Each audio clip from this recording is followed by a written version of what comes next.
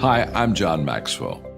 When the top companies in the world are looking for trainers, speakers, and coaches, there's one name that stands above the rest, and that's Maxwell Leadership. Our certified team members have gotten proven results for companies all over the globe, and our reputation, I'm proud to say, is second to none. Some of our members have risen to the top of their profession, including the one you're going to meet today. I proudly introduce you to my friend Bob Fabian Zinka. Welcome to the Leadership and Success Podcast with your host, Coach BZ, where we help you lead with purpose and succeed with impact. If you're ready to grow into the kind of leader others want to follow, this podcast is for you. If you're determined to elevate your success and leave a lasting legacy, this podcast is for you. As my mentor, Dr. John C. Maxwell reminds us, everything rises and falls on leadership. Our goal is simple: to inspire you, challenge you, and equip you with insights that can transform the trajectory of your leadership journey. Welcome aboard to another episode of the Leadership and Success Podcast with Coach BZ.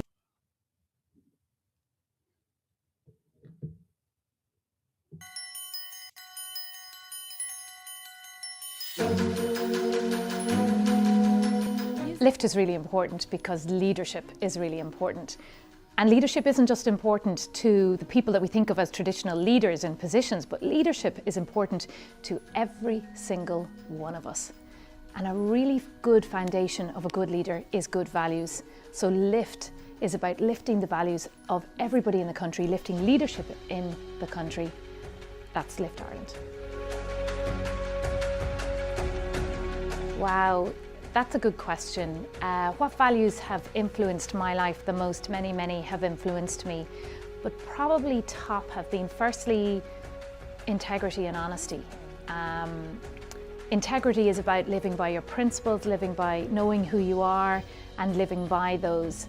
And honesty is all about being self-honest. For me anyway, that's what it's about. It's about being honest with yourself and knowing what your values are, what you stand for, and being able to speak up about them. Courage then is another one that is a really important value for me. Courage is about being able to admit that these are your values, that these are your principles, being able to ask the questions at the right time, even when maybe it's difficult to ask them, and being positive and true to who you are. Yeah, I've needed courage for that too, so that's another value that has driven me throughout my life. There's no doubt that with Lift, because Lift is all inclusive, everybody is welcome, it's completely diverse. Because it's for everybody, there's no doubt that we're going to get lots of impact in lots of different ways. But for me, if we get small changes happening all over the country, we'll be able to create great change in the end. What do I like most about Lift? What's not to like about Lift? I love Lift, it's great. The people involved are absolutely fantastic. The way that it's so diverse and so inclusive, and we have opened doors to absolutely everybody for Lift. It doesn't matter who you are, what you believe, it doesn't matter where you're from, it doesn't matter if you were born here or not born here, but once you are here on the island of this country, you're welcome to Lift. And I love that. I love it. I love it that it's the people of Ireland, we're all getting together and we're saying we're a really great country. But let's get even better. Let's lift Ireland.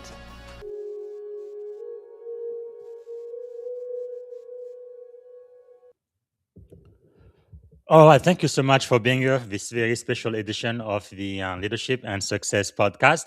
Actually, we are going to have a great offer for you toward the end of the show. Hopefully, a lot of you are going to participate again. And I'm so grateful for the people who watched the show. I remember when the war in Ukraine started, I'd asked everybody to chip in like $5 only. And we ended up raising more than $2 million American dollars. And we raised so much money. It wasn't just us, it was a lot of people all around the world, but we were part of it that the people who were raising money for Ukraine decided to raise the amount. So they went from 2 million to 3 million. So it was just awesome. I think at the end, we ended up raising almost $4 million for the people of Ukraine. So I am so grateful for those of you who watch the show, who listen, who purchase the books we recommend here, and really help us make the world a better place. So I am reminded, like we do every time we start the show, it is our tradition here, it's our custom. And we're going to start with what we call a moment of gratitude. So you know what to do. So that's where I really ask you guys to think every single time we meet, what is one thing you are grateful for? And we really like to set the stage and start with an attitude of gratitude. My primary mentor, I remember when I first met him in 2007, something he said over and over again is, your attitude will determine your altitude. And there is nothing better than an attitude of gratitude. So if you would close your eyes, maybe put yourself in your best place and take a deep breath, slow down your nervous system, and think about what are you grateful for in this moment right now. And I think right now I am really grateful for the kindness of the human spirit. I know as an information warfare officer, human being can do a lot of very, very evil things. We can destroy the world and kill people and do all kinds of atrocious things. But there is a part of us, I believe, that is divine, and there is a goodness in humanity. And I am so glad people who watch this show, one of our goals is to be the very best version of ourselves. No? Try to help make this world a better place. We have that goodness in us, and I'm so grateful for it. All right, I am so excited about the person we are going to be speaking to today, all the way from Ireland. We're going to be speaking with Coach Joanne Hession. And she's one of Ireland's leading voices in entrepreneurship, leadership development, and personal growth.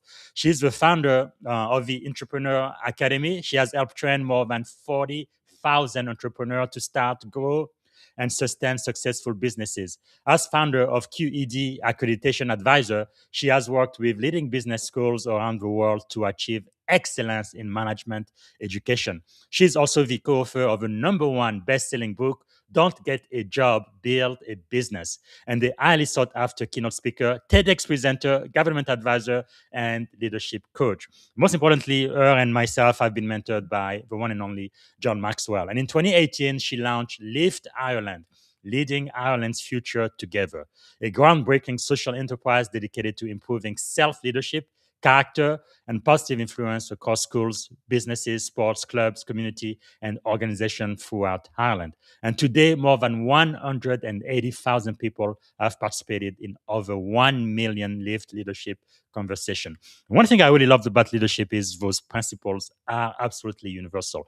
Whatever leadership principle works in Ireland will work in the US, in Africa, and Europe, and everywhere in the world. And if those principles even work for men or for women, it doesn't matter. It will work for you as well. So I really hope you will listen, because Joanne's mission is simple yet very profound: to create positive change, one person, one conversation, and one action at a time. So today, part of what we're going to be learning is why leadership is not a position, but it is a behavior. And also how small daily action create lasting leadership impact. So without any further ado, please help me welcome to the Leadership and Success Podcast, the one and only Coach Joanne Hession. Good morning, Coach. How are you doing today, Joanne? Fantastic. How are you? How are Great, you? What great. a lovely welcome, and all the better. I am grateful for being with you here today. No, you've really made my day all the way from Ireland. I'm so grateful for technology as well, being able to talk to you live it from across the pond. It's just amazing. So just to get started, what is one thing you are grateful for today? Well, as I was watching the start of this podcast and listening to you, what really comes to mind is I'm so grateful for you. I'm so grateful for you reaching out and sharing what you're doing with others. It's only by you and people like you doing things like this that we don't just stay in our own little areas. So yeah, I'm very grateful for you today, Bob.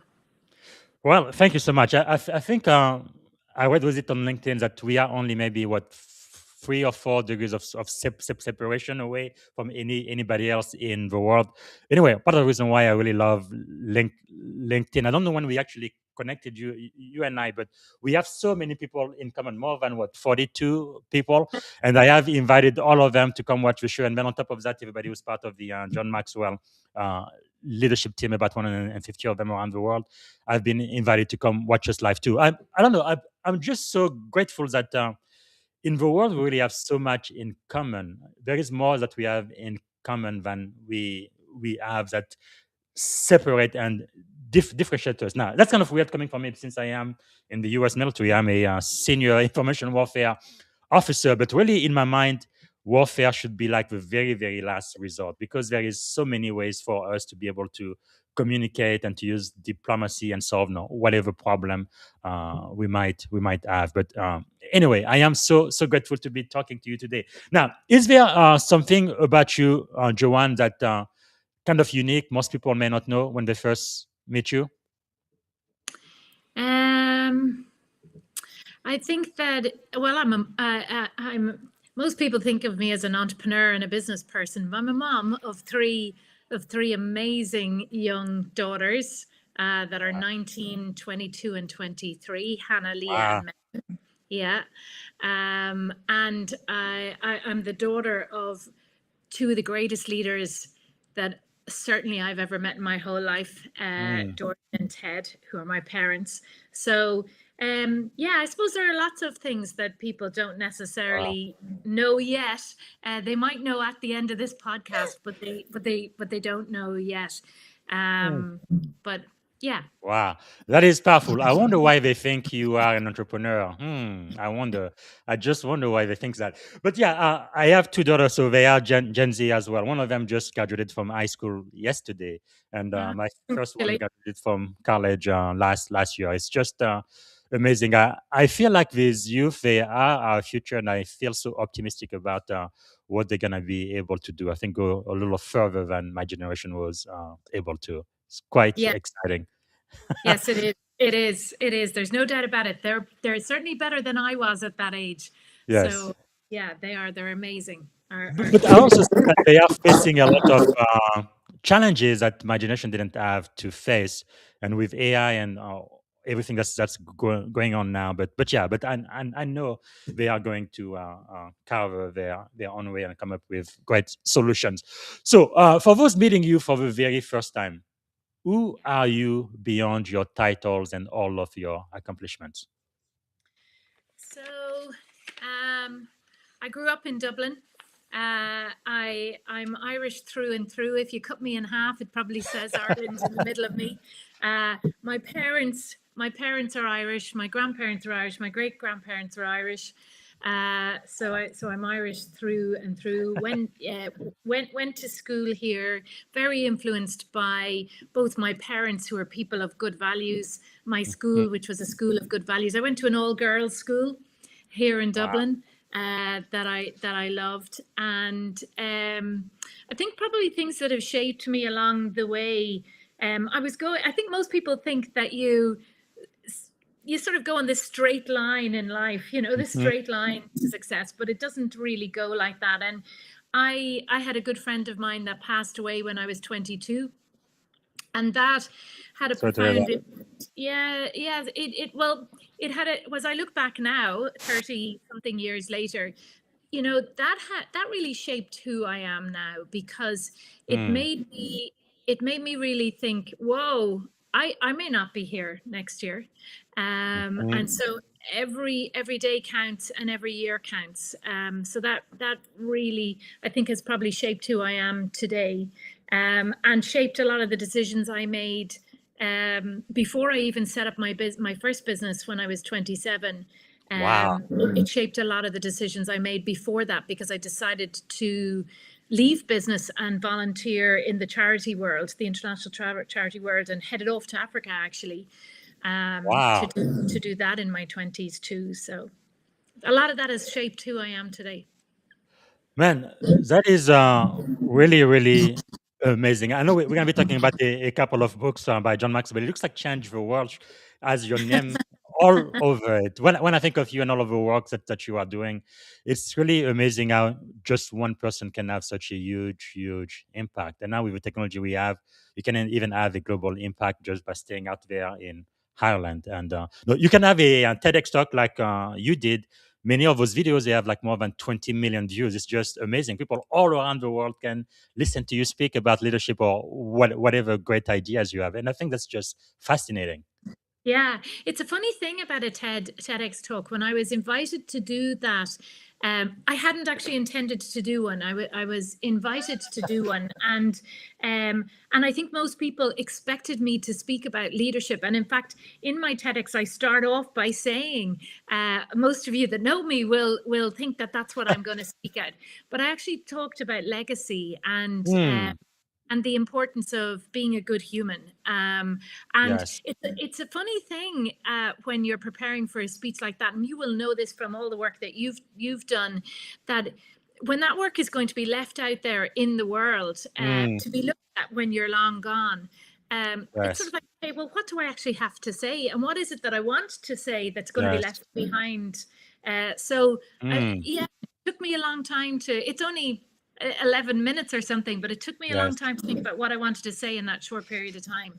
That, that is really something, and there is nothing more important than legacy, really. Now, my TEDx talk was never published. I probably need to do this again, but it's really amazing how they told me you have no more than 17 minutes max. Because I am an adjunct professor, I tend to go on and on for 2 or 3 hours, but it's like, no, 17 minutes max. If actually they said if it's less than 17 minutes, the better, because they really want you to go to exactly what you want to talk about and not add all of this fluff and a bunch of nonsense, which was a really great experience. Hopefully, I'm gonna do this again. But yeah, Yeah. it's can you tell us a little bit more about legacy, why it is so important? Because I feel like for most of us, our definition of leadership kind of changes as we get older. Most people I know, no, when you just starting your professional career in your 20s, you think about making money, having enough resources, getting married, having cars and houses, or whatever. Again, nothing wrong with those things, but it's very much not focused on me, myself, and I. But the older you become after you've achieved all of those, you kind of realize it doesn't really fulfill. There's got to be more. No, you kind of move from success to significance, like Papa John like to talk about. But anyway, can you tell us a little bit more about legacy and why it is important? Yeah, I think it's huge because that little dash between 1970 when I was born and Mm, dash between the date that I'm going to finish my life is really very short. To fit a whole life in there, it's really very short that we're here. And so the legacy that we mm, can leave behind in the people that we have met and touched and yes, influenced along the way, in our children and our children's children, as well as other things that we can do. I mean, isn't that, for me, that's what we're here for? I think mm, it's funny. I was only talking the other day to somebody about we have an end of school exam that's on here at the moment in Ireland, and everybody knows about it. It's called the Leaving Cert, and it's your final school exam. And my mm. mother's 88, Bob, and she still dreams about her Leaving Cert exam. Okay, Really? so Wow. it's a big deal here. But because it gives you, that exam gives you the points to get on to university here. It's a point Mm, system. So, but when I was talking the other day to somebody, because in my exam, an essay title came up that was "A Jog Through the Fog, a Modern Paradox." And I mm-hmm. remember coming out of that, deciding to do that essay, and I took what was probably a pretty risky move at the time, in that I wrote about life being, we think that it's all about success. And we think that it's all about achieving things and Mm, perhaps getting a house and a car and, success in a job and so on. But that's really, it's a modern paradox, because it's actually really all about the legacy we leave behind and yes. being a good human. And I remember coming out of that exam and all my friends that had done geography at the Wow. time going, "Oh, I love that title," because I wrote all about pollution, because they wrote about the smog, Hmm. a job through the smog, whereas I'd taken a very different approach. Wow. And I had written at the end of my exam, I didn't know the I didn't know that you might know, but I didn't know the what scripture or anything it was, Hmm. but it was that whole piece of you know, if you do the right thing, you'll soar on wings like eagles. Hmm. You'll soar on eagle's wings. Yes. You'll run, but you won't be weary, and Yes. you'll walk and you won't get faint. That's in as Isaiah 40, Yeah, 31. Yeah. yeah, and I didn't know necessarily what the quote was, but I put it in the essay as, this is what life is about, you know, like it's a bigger, Wow. there's a bigger purpose. There's a bigger purpose, and a big part of that is it is thinking about the legacy that we leave behind. It's Wow.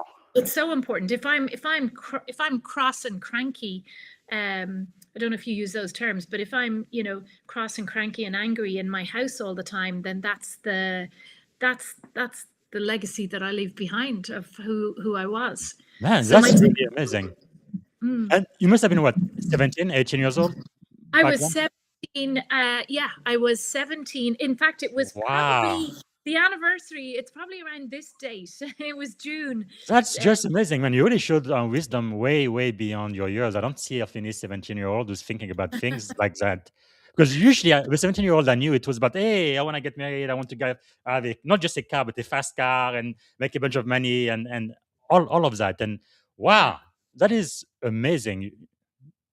What wisdom? So it's they that wait upon the Lord shall renew their Yeah, thank strength. They you. shall mount up with wings as eagle. They shall run and not be weary, and they shall walk and not faint. Isaiah 40, 31. That Yeah, is amazing. Where do you think that wisdom came from? it's a funny thing because I wouldn't have been reading the Bible around that time, and I had read that quote in a book that I just really liked, and I was always a pretty deep philosophical kind of thinker, but Wow.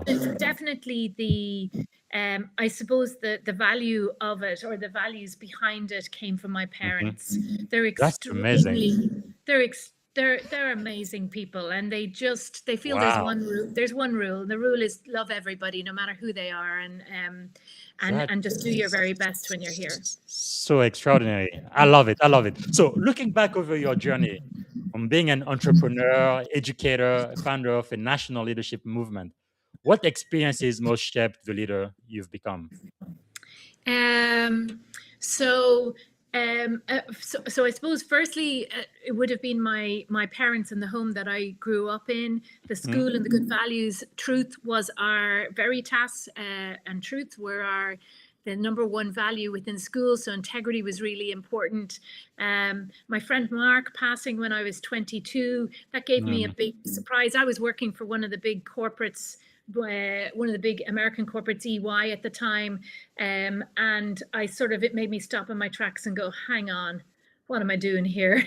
Wow. And you know, so that really made me get quite courageous about coming off that, what Yes. traditional success trajectory was, and then the economy really started to heat up in the world. It was in the 90s, heat up in Ireland, and business was all about money. Mhm. So I worked for the graduate school, the top graduate school here in Ireland.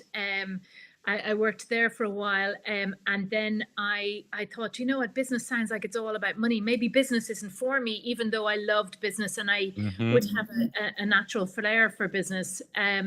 So I decided to volunteer and go, well, if business isn't for me, maybe let's catapult myself off Wow. into the volunteer world, and got sent to the Rwandan border after the Rwandan genocide in the mid 1990s. Wow.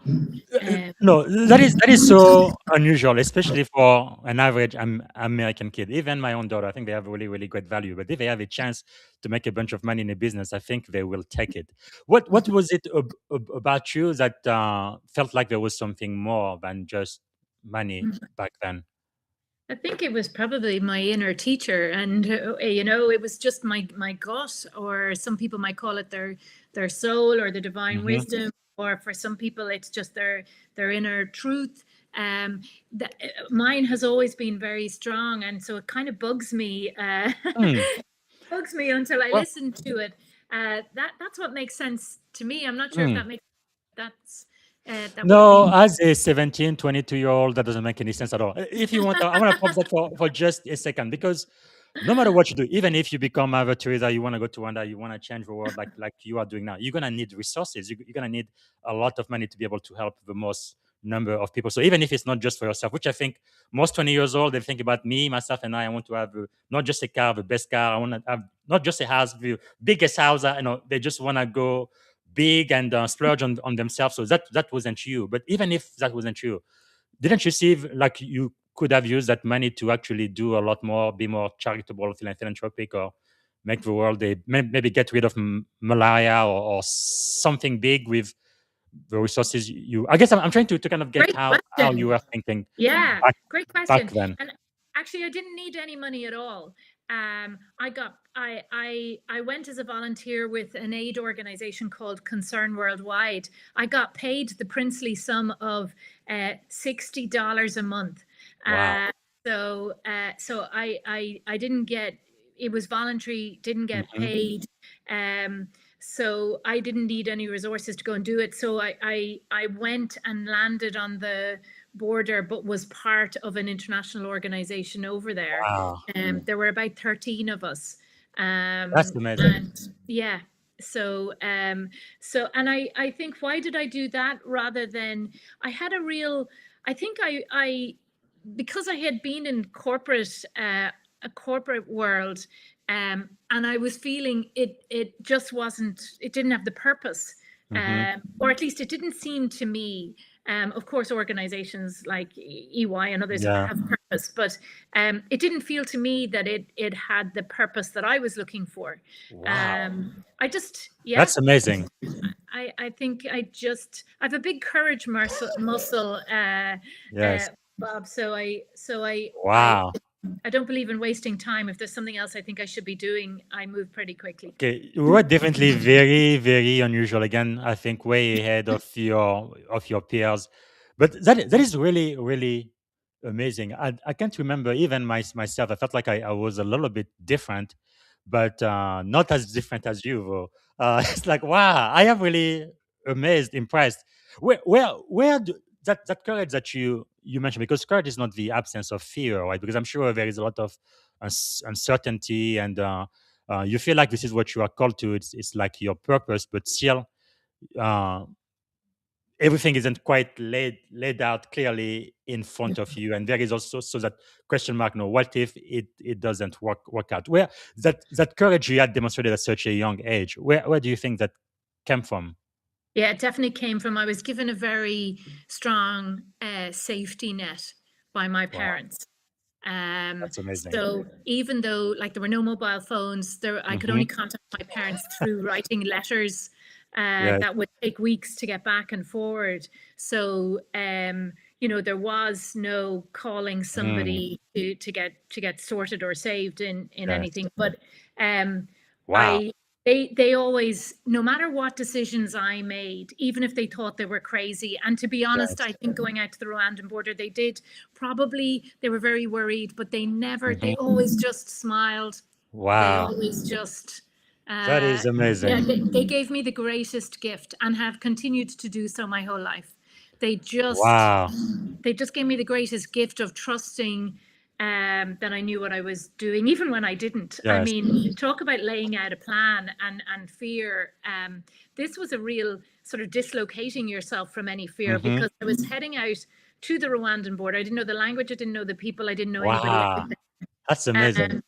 And I and also I was one pair of hands. I mean, it Wow.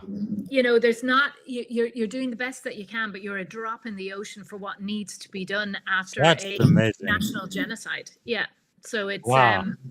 A couple more ideas came to mind. One is also your gender, right? Just to be frank, no, the world wasn't exactly made for women. No? For a long time, even here in the US, women couldn't even vote. They couldn't even have a checking account without the permission of their husband or their dad. Even now, I know I am a father of two daughters. Sometimes I joke, no, my wife is a woman, my daughters are young women now, and if it wasn't for our family dog, no, I would be the only male in my entire family. But uh, did you feel less than I don't think you did, but really again, like I say, the world for the most part is really meant for men to take over and to lead and to be in charge of everything. Did you? I guess the question I am asking, did you ever think or feel about the fact that, hey, maybe this is not exactly meant for me? I'm going to be excluded just because of my gender, and then decide, no, I am going to do exactly what I was called to do, no matter what, and take kind of like my Yeah, rightful place. I certainly no. I didn't ever think there wasn't anything I couldn't do. Wow, that's That, amazing. that a guy could do. I did find myself in a couple of situations that were a little bit hairy as a female. Wow, In those situations, that it would have been definitely safer and easier to have been a male, but yes, it didn't make me think that I couldn't do what I that's wanted to do. powerful. And I think that probably came from the school that I went to.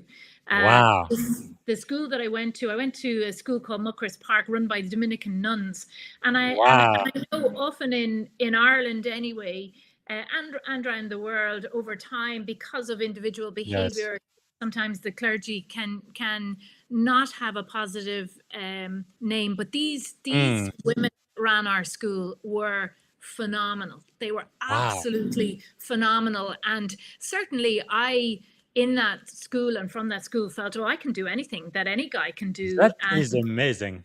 yeah, and in the 70s and 80s, that was kind of unheard of. I mean, my mother here in Ireland, when she got married, we had a marriage bar, so she couldn't work. You weren't allowed to work Mhm. once you got married. And that wasn't That lifted. doesn't make any sense at all. Oh, I know. But that's the way it was at the Yeah, time. It's obviously not now, but so I'm sort of the first generation of women that's where amazing. we're all working and we've got kids. So No, that is just so inspirational because even today in 2026 in America, which I think, no, I guess we're still kind of one of the most powerful countries in the world, at least for now, before China takes over. But what I'm saying is, even today, we twice, right? We had the chance to elect a woman president.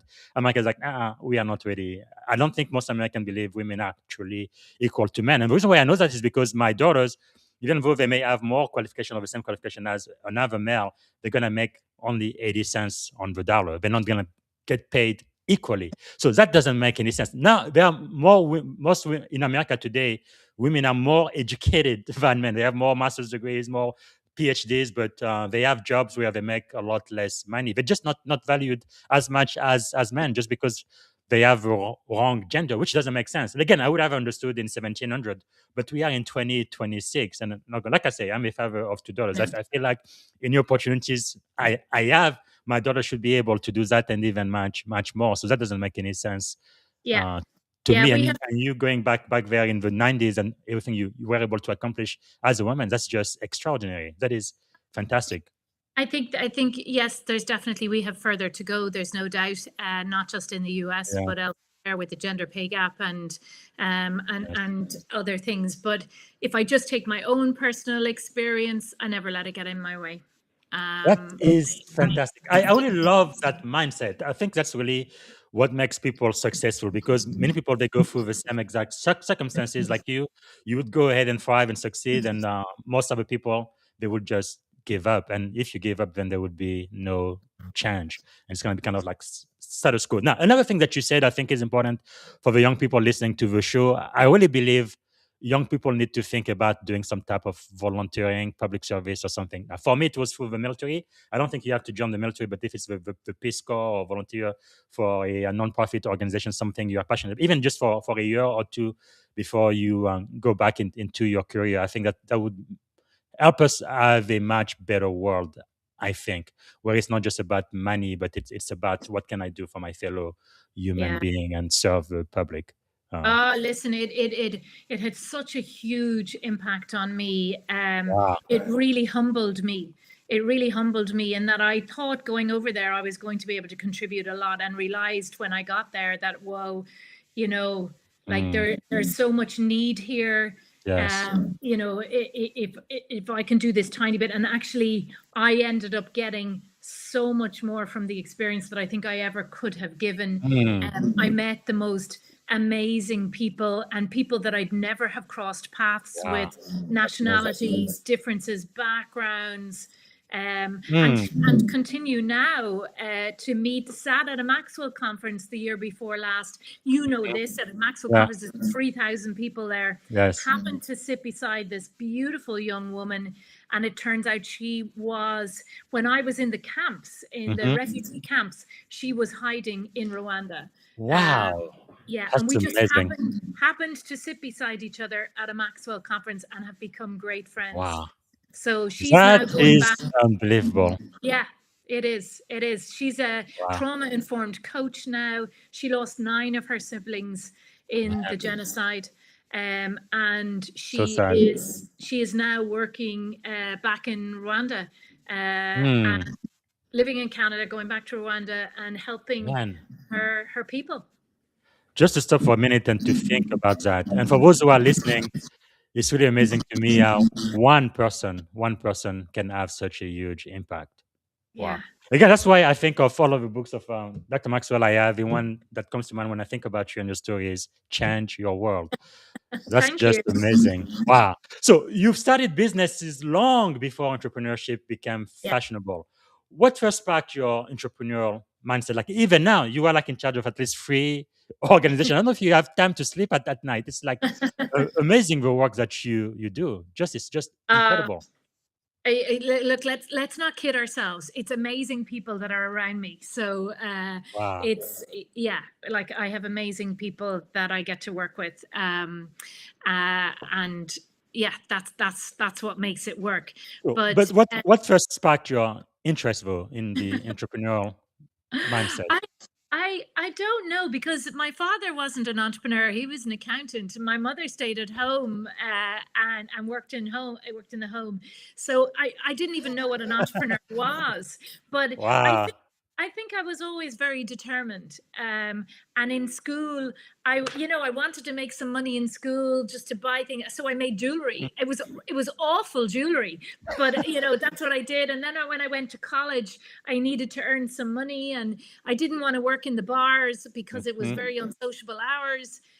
So I put leaflets into a new housing Wow. estate, and I said, I'll clean your house. But I didn't want to clean very dirty houses. I wanted to Mhm. clean houses that weren't too dirty. So I'd look in their windows beforehand, and then I'd Wow. leave in the leaflets, and I started to do That's that, and I amazing. got 2 of my friends to help me, and that's how we earned the money that we needed to get through college. So Wow. I was always pretty determined, and I always felt there was going to be a way. So, and I think that's probably what made me, when I was in corporate world, say, this isn't working Mm. out. I need to reverse Yes. out of here and do something else. Um, So I powerful. yeah, Wow. I think courage and determination are probably 2 of my core values. Yes. Yeah. Wow. That is really, really amazing. So what lesson from building the Entrepreneurs Academy have stayed with you for nearly 3 decades? The first one is people. I have people, Noel, Lorraine, Suzanne, Denise, Carla, that work with the Mm. Entrepreneurs Academy and have been there for years and years. I mean, Noel must be there 15, 16 years now. And Wow. so one of the lessons with the Entrepreneurs Academy is just, you're never doing it on your own. Mm. And their family, Yes. especially Noel, Lorraine, and Suzanne, that have been on the journey with me. They're as close to me as family are. Like I absolutely love them. So Mm. that's been a very big journey for me. Another one, I mean, the academy is nearly 30 years old now, Yes. and actually we have, like we've well over 40,000 people now that have set up That's businesses. amazing. It's amazing. It's amazing. I think it's nearly 100,000 now. It's a huge number. But Wow. the impact that helping one person to start a business, the impact on that person, both from their financial well-being, but also their, their mental well-being, their emotional Yes. well-being is huge. And the ripple effect on a family and the Yes. ripple effect on a community, as well as that Mm. business meeting needs of customers, is huge. So Yes. it's a very worthwhile, the Entrepreneurs Academy has been a very worthwhile business to be part of. That's amazing. And learning. I love education. Yes. So Wow. that's a huge bit of it. But let me tell you just a quick paradox, at least it appears to be, for somebody who doesn't follow after money and profit. Because in America, especially capitalism, the way we do it here, it's all about money, money, money, money, money, money above everything else. But you are a serial entrepreneur and you've affected more than 100,000 people around the world, developing those great businesses, being an entrepreneur and really having a huge impact on their own families and legacies and society. But it looks like it's much more than money for you, much more than just profit. Why is it so important to you for someone to start and be successful at a business? What is important beyond just the money talk? Money is amazing, and we need money to do good things. But it's important that we don't get fooled by money, that money isn't the end in itself. Money can help us to do things, and it's the fuel. It fuels the engine, but it's not the end in itself.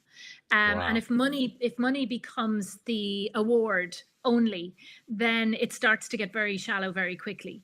So in any business owners that I work with, even to this day, I'm very interested in them making money, because we need money for the businesses to be able to exist.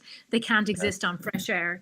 But once they do exist, and they make money, then it's okay, great. What are you going to do with that money? How can we take that money to do other great things? And that's whether that money, every dollar or every euro, generates more dollars and euros, or what is it that we can do with that money to create greater impact? It's the impact rather than the money that's so important. That is just so amazing. I love it. But now, some people listening right now, they may dream of starting a business, but they never take the leap. I think in America right now, the last statistic I saw was about 5 out of 8 businesses end up failing within the first 3 to 5 years. What fears do you see holding aspiring entrepreneurs back? We see lots of different ones. One is perfectionism, where people are trying to get it exactly right before they start. And the thing about it is a bit like our friend and mentor John Maxwell says, just if you're going to write a book, just start. It's the same with starting a business. You know, you don't have to have the perfect name, the perfect logo, the perfect website. Just start. I think that getting really comfortable with failure, getting really comfortable with making mistakes, because I certainly have made so many. And you just pick yourself up, you just move on. If if something's not, you find out you've done it a little bit wrong, you just correct it. You just keep moving forward all the time. I think that what's really important for aspiring entrepreneurs is that they get focused on 2 things. One is there a demand or is there a need for what it is that I'm going to provide? Okay, because there needs to be some kind of a demand, or there needs to be some kind of need. And then secondly, is there going to be margin?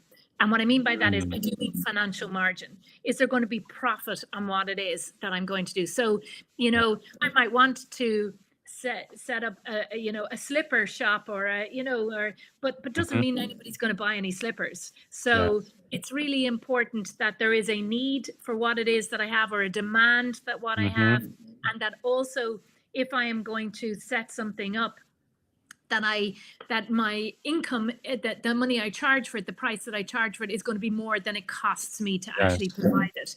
Because that margin is what is going to enable me to fuel this business, to get bigger, to hire other people, to do things the way that they should be done in a business. And without that, it's useless. So we always start people off getting them Yes. to do a graph on, okay, how much demand is there for what you have? And you find that out by doing market research. That's how you find that out. But how much Yes. demand is there for it?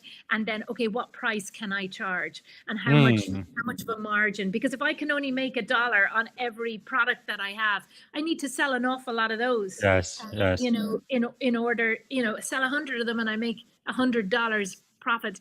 That's not very much if it's going to take me a week to sell them. So,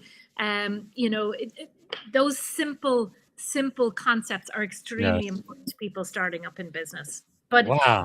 a lot of people, the other thing as well is that a lot of people, they don't take the leap because they don't necessarily know other people that have started a business. So, join networks or groups online or offline to be able to listen to and talk. Join the Maxwell organization. There's Yes. lots of people there setting up in business. Join organizations where you can learn, where you can talk to other entrepreneurs, because entrepreneurs love talking to entrepreneurs. We love Yes. it. So we'll always find each other in a room, and we love to help each other out as well. So Powerful. what I'd say is just do it. Just do it. And thanks so much for also mentioning failure earlier, because we tend to only focus on success. Looking back, what was one of your biggest entrepreneurial failure, and what did it teach you about leadership? I've had many entrepreneurial failures. Many. You could probably pick out 15 headings and I'd be able to give you a failure under every heading. One that comes to mind is the structure of the organization that I set up for the Entrepreneurs Academy initially. The structure had an awful lot of costs in it, that even if I didn't have many training programs being sold, I had very high costs. Wow. So the fixed costs in it were very high, and that was a mistake. So I realized that after a while, because I was working so hard just to kind of pay the bills. So I changed the structure in the organization after a couple of years, and it made the organization much easier to manage and to run. That was one, but was it the biggest one? No, I'm sure I've got plenty of other absolutely enormous ones. I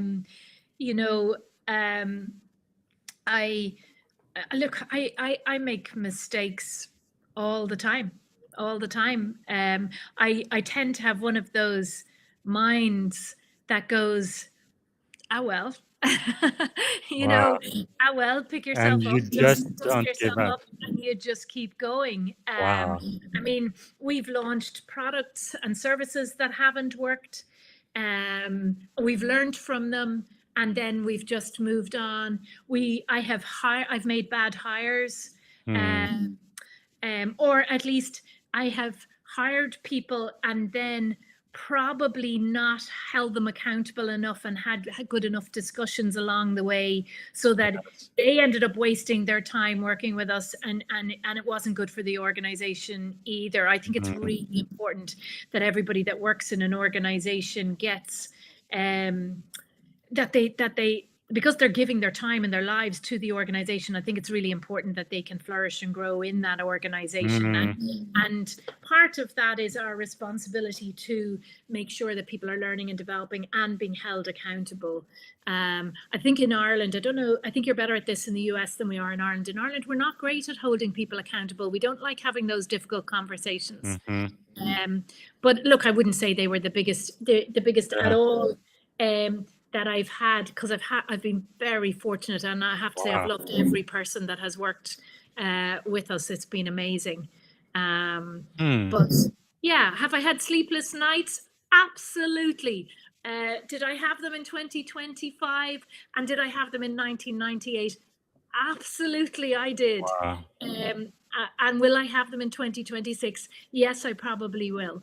So if you're going to start a business, if you're going to push things, and if you're going to strive, and you're going to take risks to move ahead, then yeah, you're going to sometimes trip up and fail, and sometimes it's going to Mm, be hard, but it's worth it. It's worth yes. it. That's how you break through. That's how you get there. It's amazing.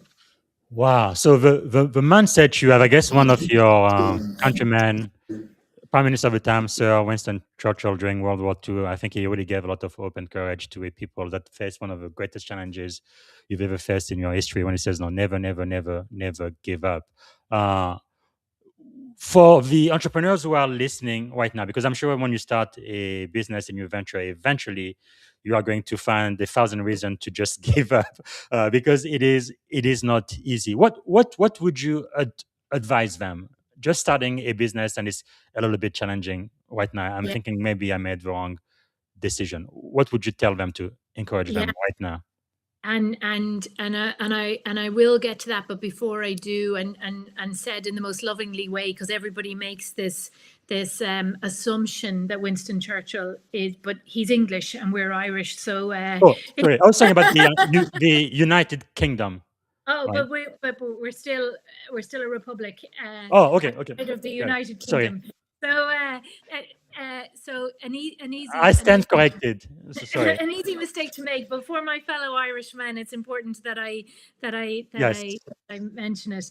And a great and but the tenacity of not giving up,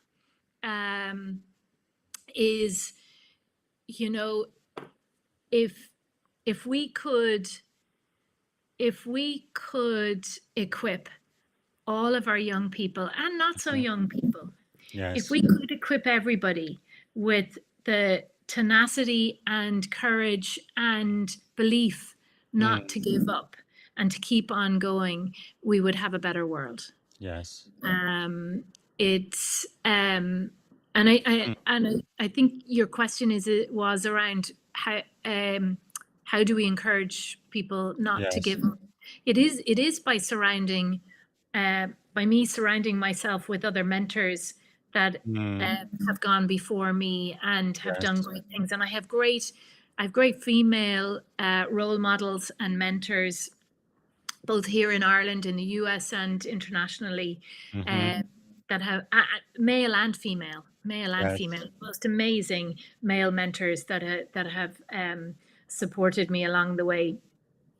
But Mm, we need that. We need to keep learning. We need to keep growing, because yes. it's only by doing that that we realize that That's powerful. all, yeah, all success is uphill.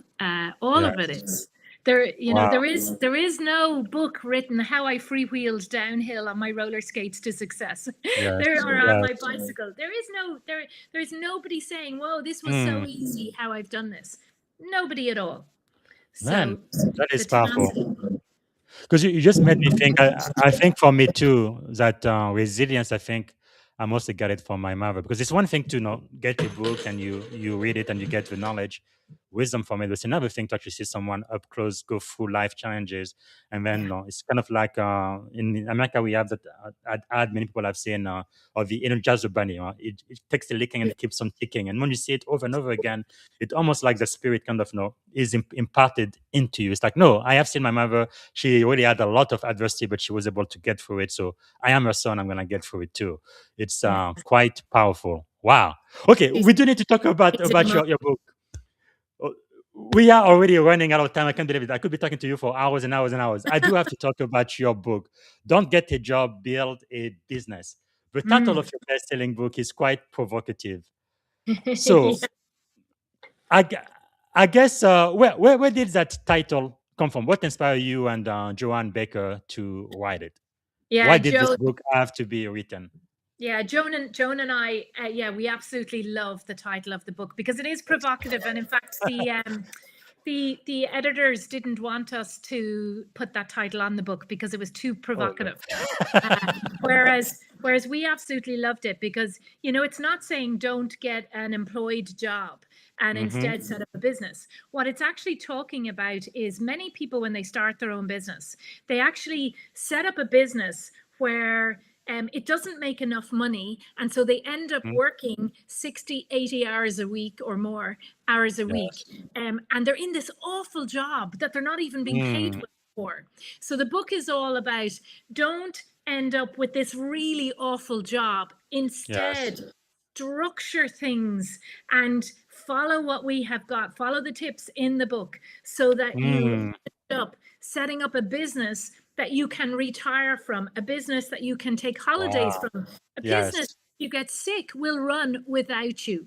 So don't set up a job that is just you in the business and just exists because of you, but instead set up a business. So don't set up a job, set up a business. And that's how, you know, in the Entrepreneurs Academy and in QED, that are two separate businesses, I was able to step out of both those businesses that do not need me. I mean, I probably do a couple of hours a month only. That's amazing. On those businesses, and that freed me up then to start Lift Ireland. So yeah, that's What what the an book insight. is all about. Like, I believe it was Tony Robbins who taught me, don't work in the business, but work on the business. Very, very big Yeah, difference. he must have read my book. Yeah, so I was going to ask you, so the book was, I think, about what, 13 years ago.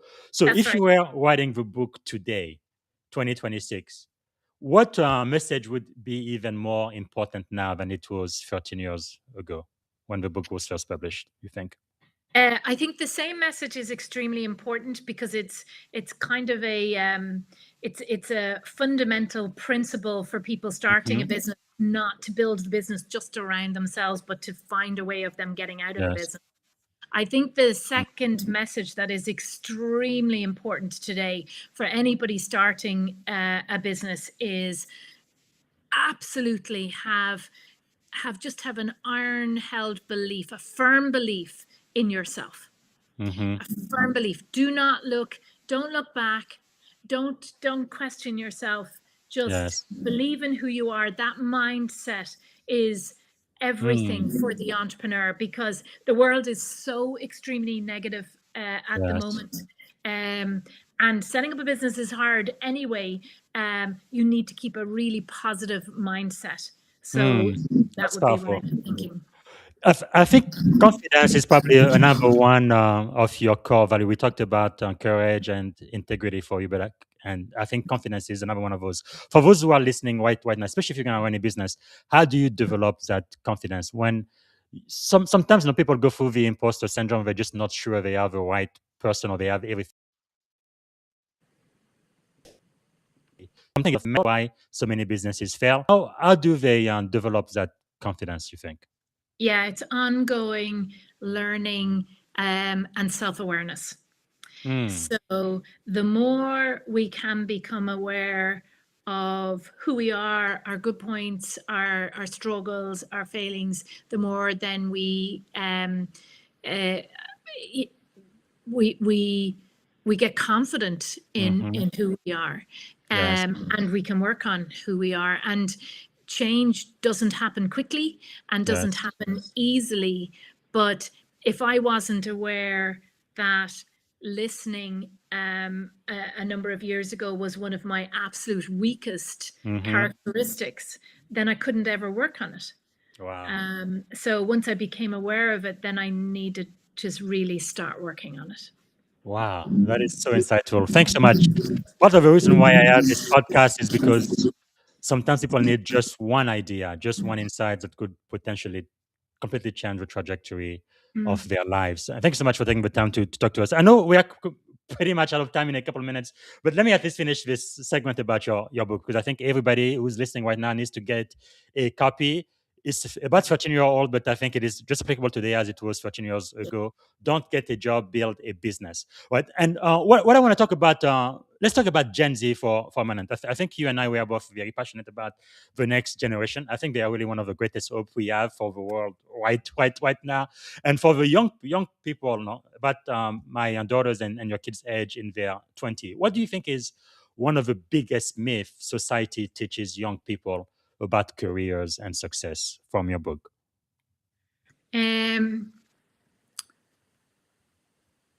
I I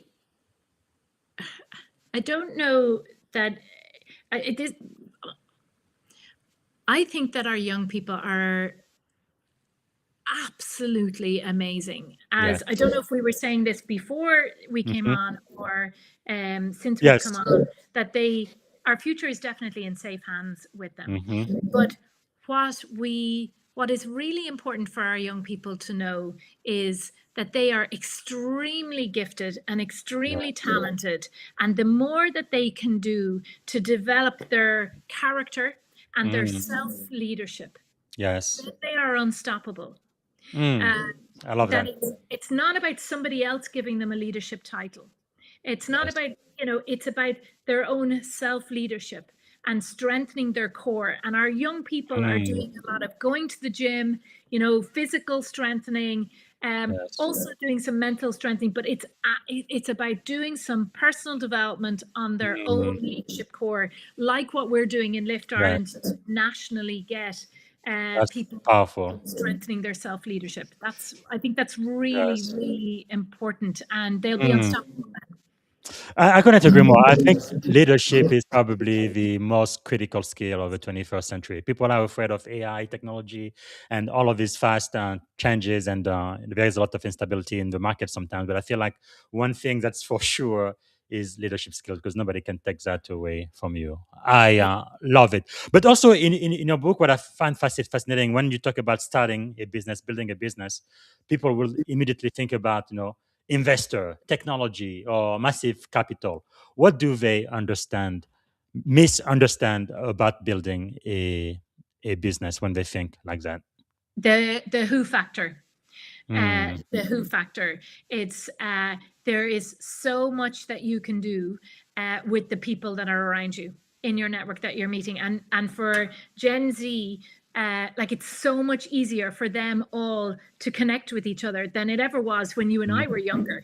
Yes. But being, the people can help you to get your business up and moving, whether it's talking to somebody to get another skill set, whether it's a sharing a resource, whether it's a Hmm. collaboration, whether it's a trading, whatever it might be. People Yes. can make things quicker, make things easier, open doors, and that who factor is as Mm. important as capital and Wow. investment or anything else. It's Who huge. factor. Wow.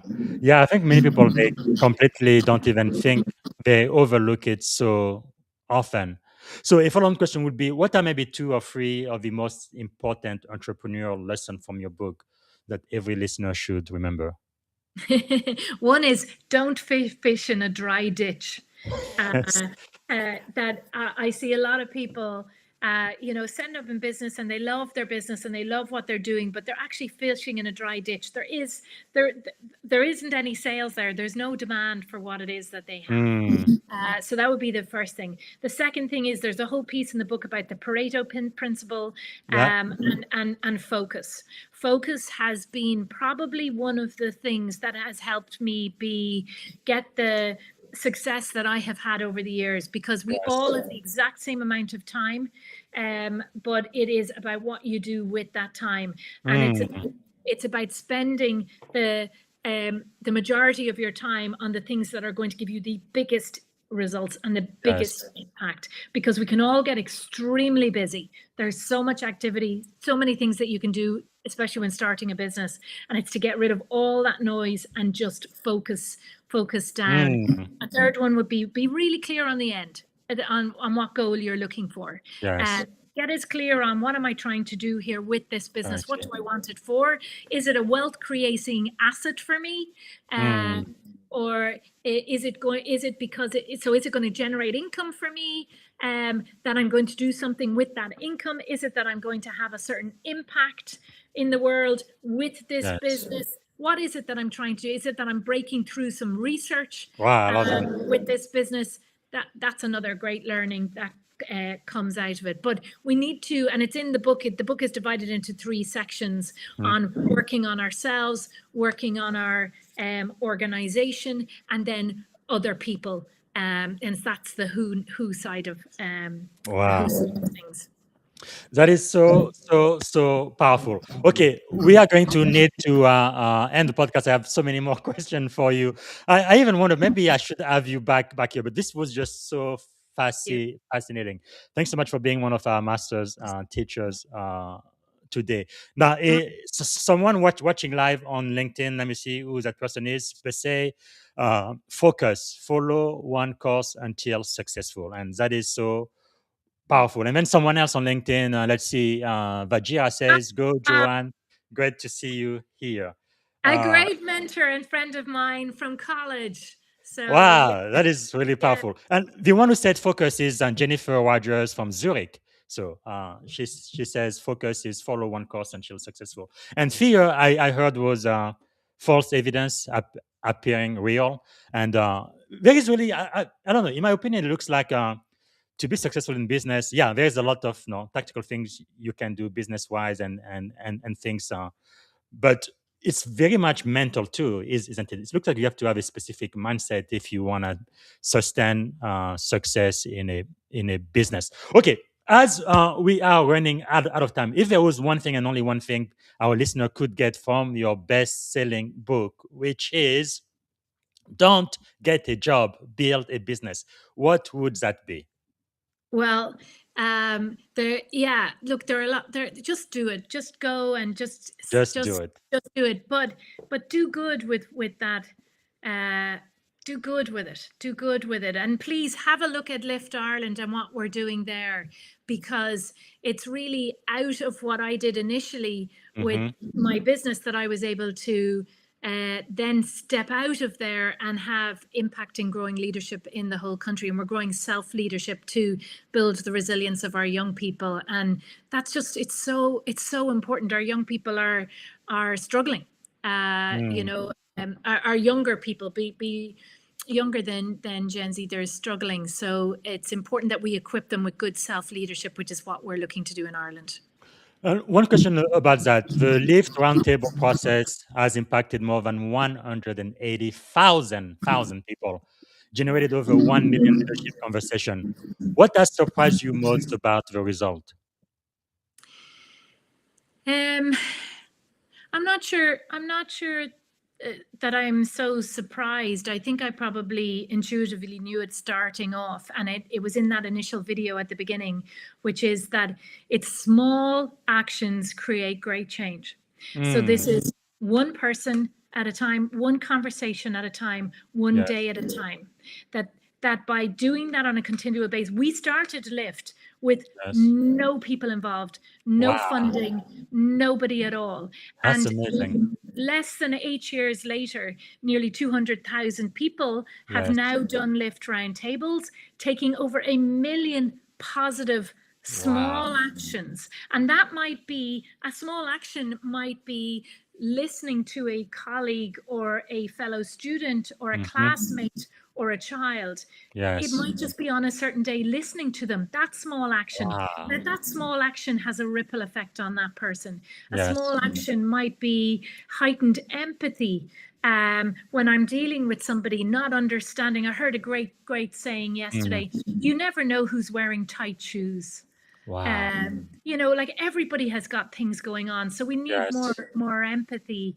And these million positive actions, and it's more than 1 million now, Hmm. and we're looking to double that in the next few years and get as That's much amazing. of this happening. We have a great country here, but we could be better, as you do in the US and Wow. elsewhere. So it's I think what has not surprised me, but I think in I'm really pleased about, is Hmm. that it isn't seismic change. It's Man. small, tiny actions cause great change. That is really powerful. So, how can our people support you, add value to you, but especially give support to what you're doing with Lyft? How Uh, can we do that? yeah, listen, you've just pulled it up there. Thank you so much. Every about $18 that we get helps us put another young person through an 8-week Lift program. Wow. So it going to liftireland.ie Hmm. for on the donation page there.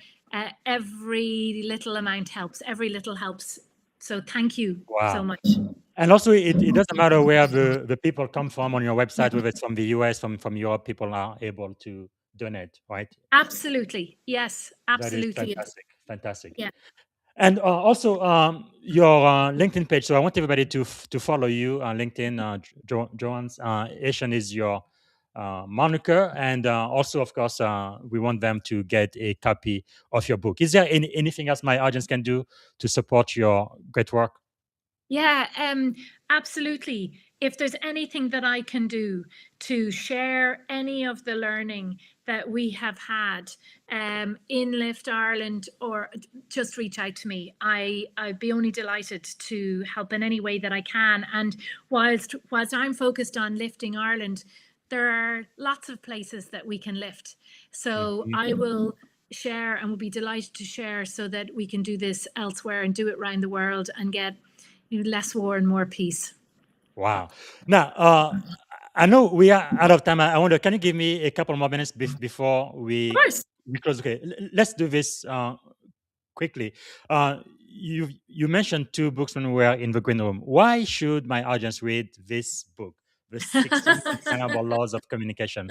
Do you know what? It's so funny, isn't it? The way you're like I was the only Irish person at a John Maxwell conference a number of years ago, and then I Really? turned up.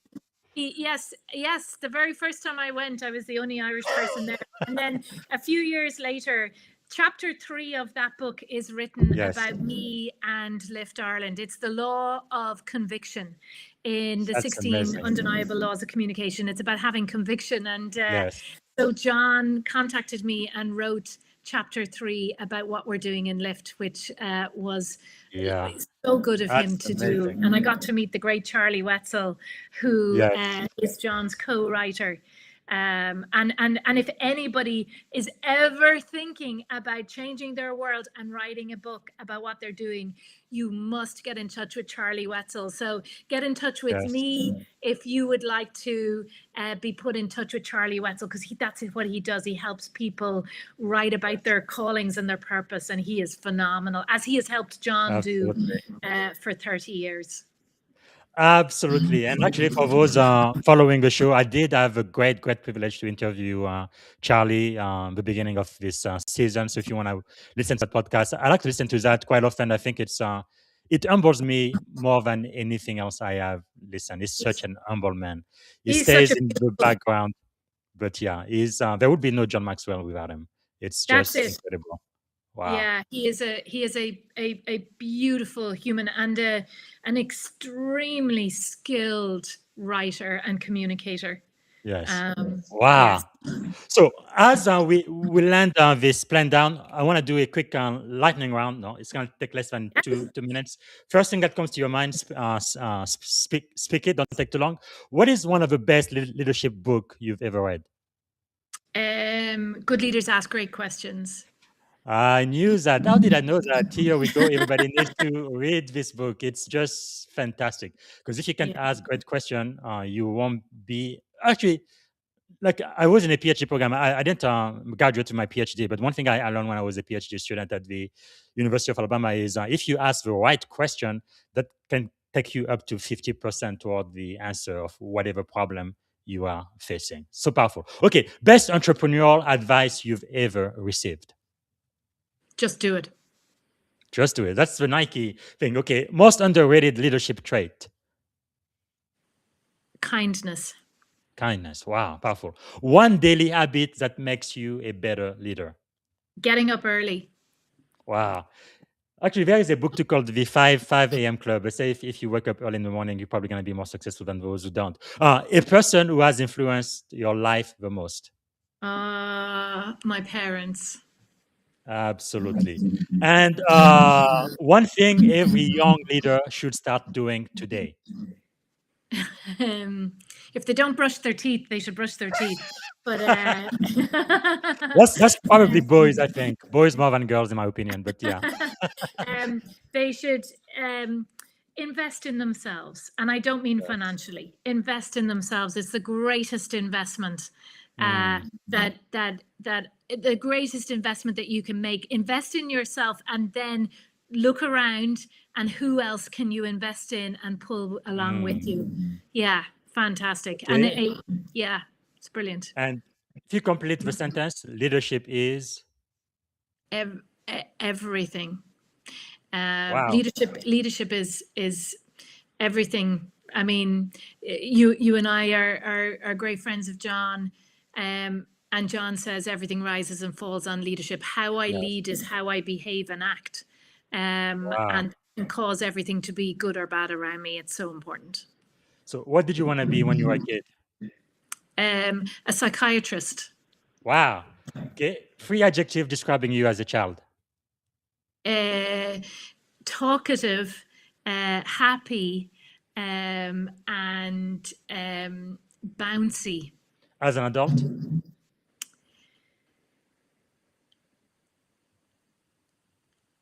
Silent, thoughtful, and tenacious. Wow. Okay. I like to end on a positive note. What is something that you are feeling optimistic about these days? Oh, the world. Um, I I'm very optimistic about about who we are as humans, and about what we Yes. can do. And yeah, I'm very optimistic about what we're doing in Lift, and sharing that with as many Mm. outside of Ireland as we possibly can. So thank you so much again for this opportunity, and for Yeah. encouraging me to do it. I really appreciate it. And the great work you are doing, especially with the youth in Ireland, which I really believe the youth, our children, are truly our future. I know that they're facing a lot of challenges now that my generation didn't have to face. And I think in the first time in American history, now they're saying our children, they feel like they would get it worse than the previous generation. It's always been in America that the next generation always feels more optimistic and more positive about the future. But even now, they like, I won't be able to afford a home like my parents did, or whatever. It's kind of grim and dark. And many of them are hopeless. Like even my daughter, she had a degree since last year. I haven't been able to get a full-time job yet. But she only has a bunch of part-time jobs, maybe because of AI or changes in the economy or whatever it might be. What word of encouragement would you have for the next generation, Gen Z, listening to us right now? There's always a way. There's always a way. Wow. If I really believe, like, if I lost my job today, I would go and I'd work for someone. I'd go in and I'd work for them for free. I'd learn something out of being there. I'd Yes. see what I could do to help, and it always leads on to something else. And it's that whole who factor Man. again. Just keep meeting people. Yes. People are amazing, and people Wow. want to help. And people want to help. No wonder you have a personification of conviction, because that's really who you are, determined, convicted, like nothing is going to stop you. This is just amazing. And uh, just quickly, in this book, The Law of Conviction, the stronger you believe it, the more people feel it. And that is just so powerful. That's a great way to end our show. Thank you. Thanks so much, Joanne, for making time to talk to us today. Sorry, we took about an extra 18 minutes, but you've been a great master teacher to us. So the very last question I will have for you is one word that represents our shared experience on this podcast today. One word. Joyful. Yes, Joyful. I am overjoyed and really, really humbled and privileged. Thank you so much for Yeah. speaking to us today, Joanne. I really appreciate that. Thank you. Thank you so much. Thank you so much. Bye. All right, everybody. This is one for the books. And again, follow Joanne on LinkedIn, and also support Lift Ireland. And if you go to donation, like we've shown you, you can donate about, I think it's 15 American dollars to the work she is doing. And really, I think we can change the world one youth at a time. And of course, get a copy of number one best selling book, Do Not Get a Job, but Build a Business. What powerful. Okay. This is it for now. I'm going to have another podcast today. I think it's about 1 p.m. on the Pacific Coast. So it's going to be 4 p.m. on the East Coast. I am going to be speaking to a command master chief, Jody Fletcher, U.S. Navy retired, and he's written a book about good human make great leaders. We're going to be talking about inspiring others, which begins with you. So I hope you can join us live and ask questions. So being Master Chief, that's E9. It's the highest rank for enlisted in the military, and less than 2% of the people who join the Navy end up at that rank. So we're going to be learning a lot about a lifetime of leadership and experience. I hope to see you there. And also tomorrow, I don't think I have a guest. So I'm going to go back to the book of Proverbs. We are studying the book of Proverbs. We started January of this year. I believe we're doing chapter 26. It's not a religious podcast, but it's about ancient wisdom and leadership lessons from the book of Proverbs. We're going to be getting into that book to understand what are some of those universal leadership principles that were true more than 2,000 years ago when this book was written, but still relevant today in 2026. All right, that's all I have for you, and I hope to see you in a couple of hours with Master Chief Jody Fletcher. Thanks again for watching the show, and bye for now. Thank you for tuning in to the Leadership and Success Podcast with your host, Coach BZ. If today's episode added value to your leadership journey, be sure to subscribe, share, and join us again for more wisdom nuggets on how to lead better and achieve greater success. Remember, leadership is the most critical skill of our time. The world will always need leaders to inspire others, drive innovation, and execute meaningful strategy. So why not count yourself among the bold leaders shaping the 21st century? Until next time, stay inspired, stay committed, and keep leading with excellence.